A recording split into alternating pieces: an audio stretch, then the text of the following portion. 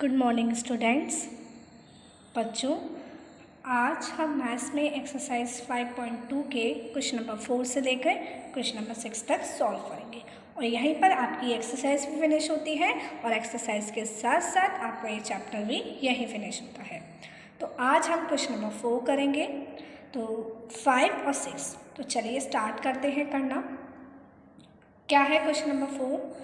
Find the value of x. आपको x की value निकालनी है in each of the following. आपको दो फिगर्स दिए हैं और इन दो फिगर्स में you have to find the value of x if L parallel M. तो जो एल है वो लाइन एम के पैरेलल है और जो टी है दैट इज अ ट्रांसवर्सल। क्या है बच्चों? ये ट्रांसवर्सल है। अब आपको क्या करना है? बस आपको सिंपल ये करना है कि आपको ये जो एक्स दिया है उसकी वैल्यू निकालनी है। ठीक है, तो देखिए कैसे करेंगे हम। आप फिगर में ही देख सकते हैं कि ये 110 डिग्री है, तो ये भी बच्चों कितना डिग्री होगा? 110 डिग्री। हाँ, क्यों होगा? क्योंकि ये क्या है? करस्पॉन्डिंग एंगल्स है। जब एल पैरेलल एम है तो जो ये वाले एंगल्स होंगे दे क्या होंगे? They are corresponding angles. तो ये 110 डिग्री है तो ये भी 110 डिग्री होगा।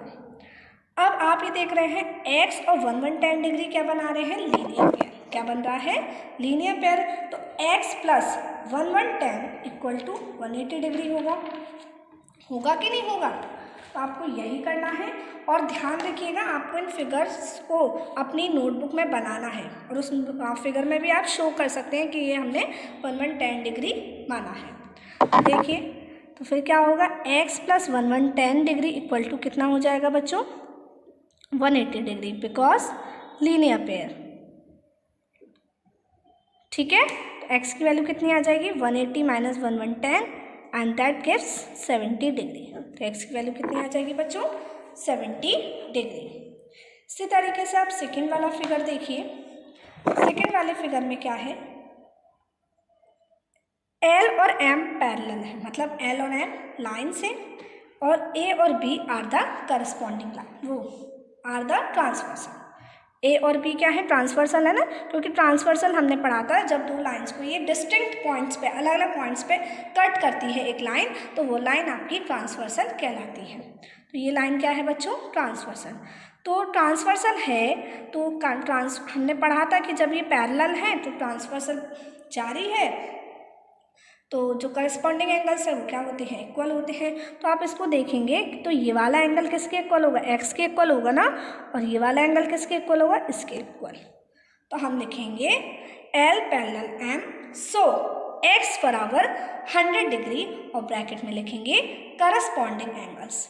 सभी इतना ध्यान रखिए कि आपको रीज़न ज़रूर लिखना है कि आप इस लाइन को लिख रहे हैं तो क्यों लिख रहे हैं। You have to give the reason behind it कि these are corresponding angles. Bracket में आप लिखेंगे corresponding angles. Okay, now come to question number 5।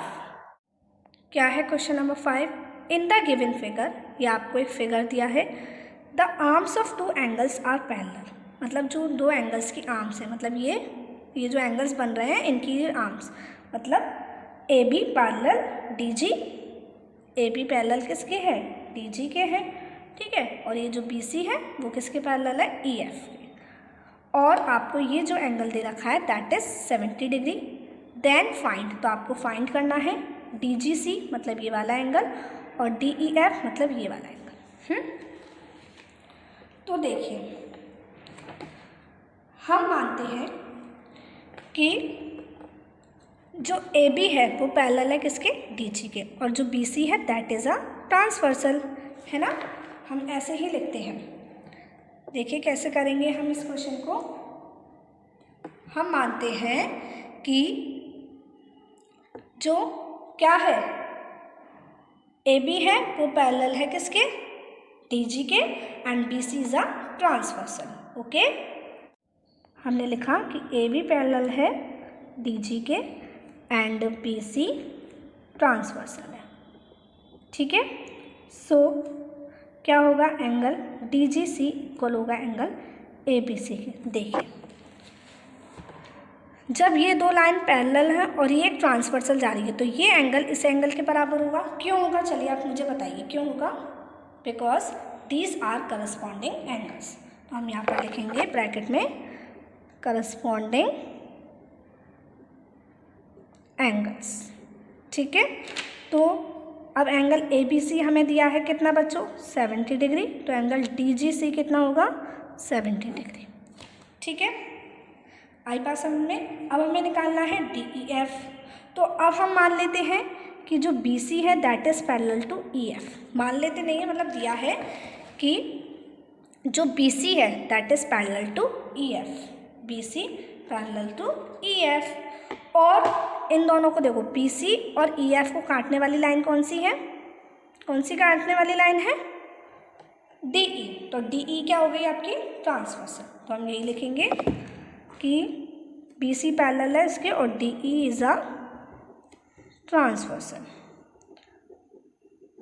ठीक है, तो क्या होगा, angle DEF equal to angle DGC होगा। देखिए क्या है, DEF देखो ये वाला एंगल इसके ऊपर होगा ना, क्यों होगा, करस्पॉन्डिंग एंगल्स। कैसे एंगल्स हैं ये भी, करस्पॉन्डिंग एंगल्स। तो इनके ब्रैकेट में भी हम रीजन क्या लिखेंगे बच्चों, करस्पॉन्डिंग एंगल्स। ठीक है, करस्पॉन्डिंग एंगल्स। तो DGC एंगल 70 डिग्री है तो DEF भी कितना आ जाएगा बच्चों, 70 डिग्री। ठीक है, तो इस तरीके से ये आपका क्वेश्चन नंबर 5 कंप्लीट होता है। Now come to question number 6।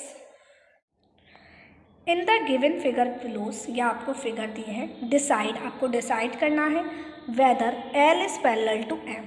देखो L जो लाइन है वो M के पैरेलल तब होगी जब ये, मतलब ये क्या करे, हमने पढ़ा था कि जब एक ट्रांसवर्सल दो लाइंस को कट करती है और वो इस तरीके से करे कि जो इंटीरियर एंगल है कहाँ पर, on the same side of the transversal, मतलब ये दोनों सेम साइड पर है ना, ये दोनों ये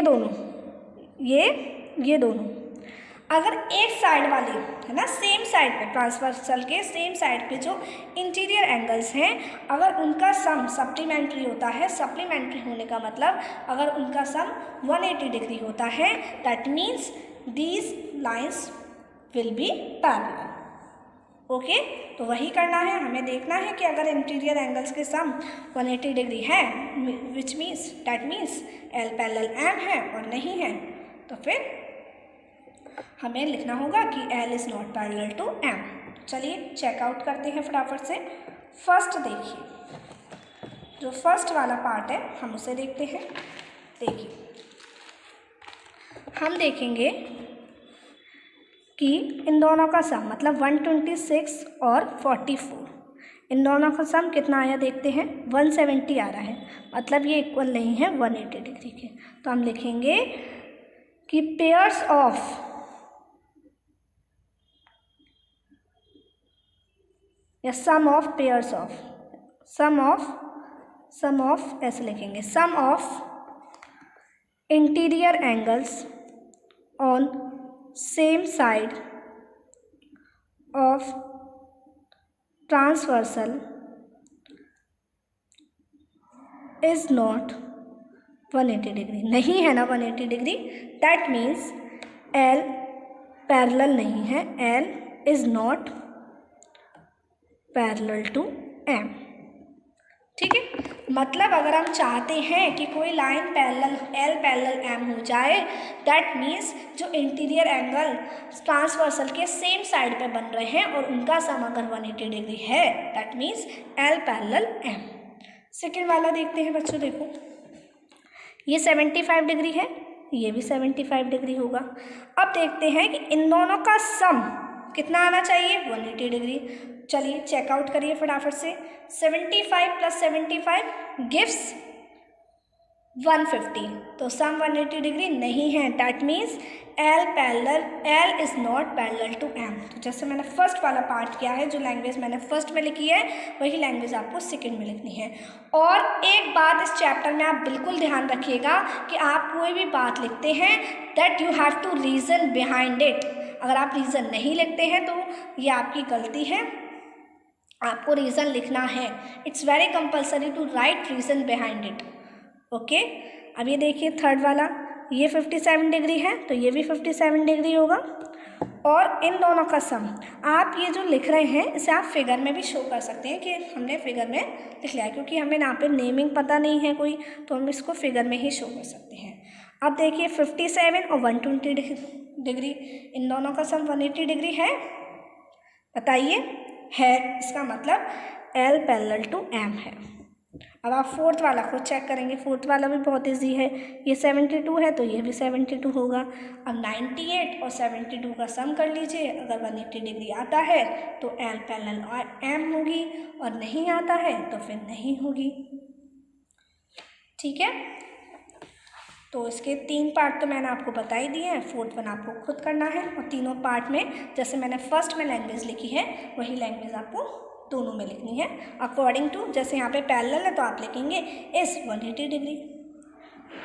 ठीक है, तो बच्चों यहीं पर आपकी एक्सरसाइज 5.2 फिनिश होती है। इसके साथ साथ आपका चैप्टर भी फिनिश होता है। आई होप आपको ये चैप्टर समझ में आया होगा, और जब तक आप इस चैप्टर की अच्छे से प्रैक्टिस नहीं करेंगे, समझेंगे नहीं कि ये सब चीज़ें होती क्या हैं, तब तक आपको ये नहीं आएंगे। So please practise this chapter. अब हम नेक्स्ट क्लास में बच्चों न्यू चैप्टर स्टार्ट करेंगे। Till then take care, bye bye.